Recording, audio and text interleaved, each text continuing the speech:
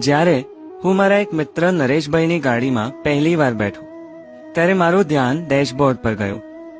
મેં જોયું તો ભગવાનની મૂર્તિ એમણે આપણી તરફ નહીં પણ સામે રસ્તા તરફ મોઢું રાખીને મૂકી હતી.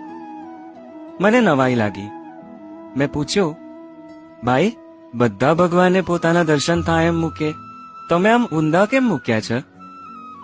ત્યારે એમણે જે જવાબ આપ્યો ને એ સાંભળીને હું સ્તબ્ધ થઈ ગયો.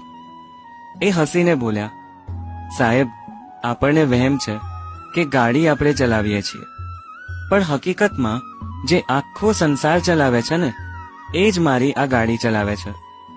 તો પછી ડ્રાઈવર તરીકે એને રસ્તા પર આગળ જ જોવું પડે ને. અને છેલ્લે એમણે બહુ મસ્ત વાત કરી. જેમ અર્જુનનો સારથી મારો કૃષ્ણ હતો એમ મેં પણ મારી જીવનની ગાડીનું સ્ટેરિંગ એને સોંપી દીધું છે.